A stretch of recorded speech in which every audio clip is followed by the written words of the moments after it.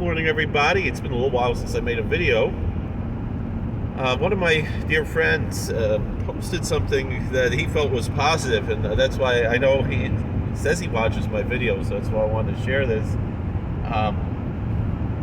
This whole issue, and maybe I'll even share it there where he shared it, posting an op-ed in the I think it was the New York Post, if I'm not mistaken, and it said the editorial department, I don't remember, it didn't say any names who wrote this, speaking about how they feel that pretty much de Blasio hasn't done enough to trample, in my words, to trample on the First Amendment rights of New Yorkers. This issue that was brought up about the Hasidic schools, it's really frightening that anyone can think that it's proper to try to take away, as the authors of this op-ed are saying, to take away First Amendment rights. If you're not happy with how things are in a Hasidic school, don't send your kids to that school.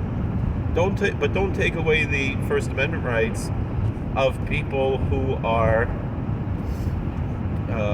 who believe differently than you. And if you're a kid in that situation, you're not happy, well, when you're 18, you go do your own thing.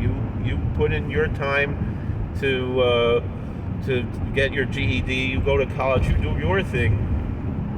Or but don't, until you're 18, your parents make your decisions for you in these issues. And as far as, well, this is the law was rooted in bigotry. The law was made really to discriminate and try to get rid of Catholic schools.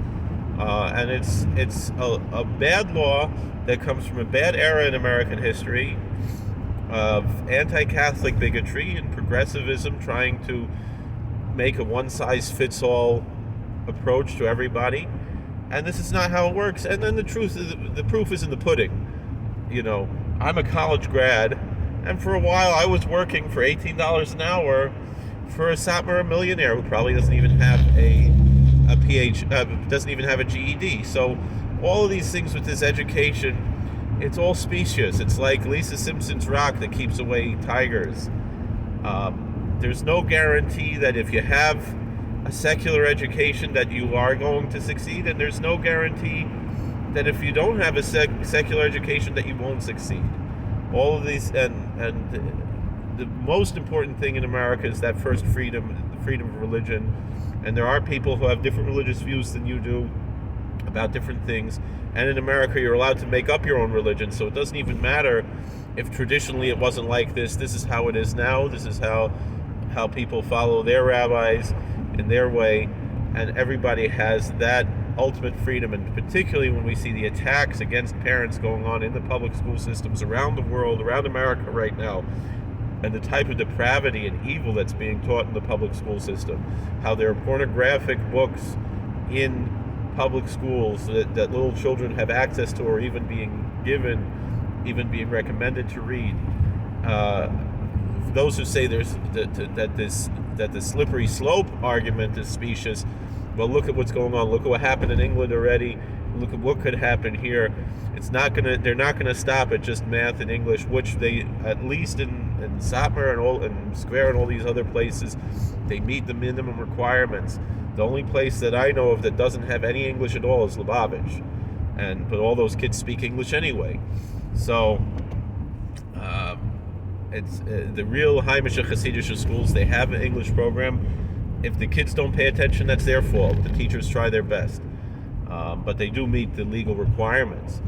But if you want to get the government in to try to have more power, you're going to regret this. And not only that, it could cause anti-Semitism, because they're going to start attacking the Catholic schools, Protestant schools, Muslim schools, and force them to teach things that go against their religion as well. You don't want to open up that can of worms, because then they're going to blame the Jews for that. And if you're responsible for that, you're responsible for causing anti-Semitism, and you should not be doing that. This is not victim shaming. This is not victim blaming. This is telling you, be a mensch, and look out for not only your own religious freedom, but that of all Americans and all New Yorkers. Thank you for watching. God bless. Please like, share, and subscribe, comment, and we'll see you all later.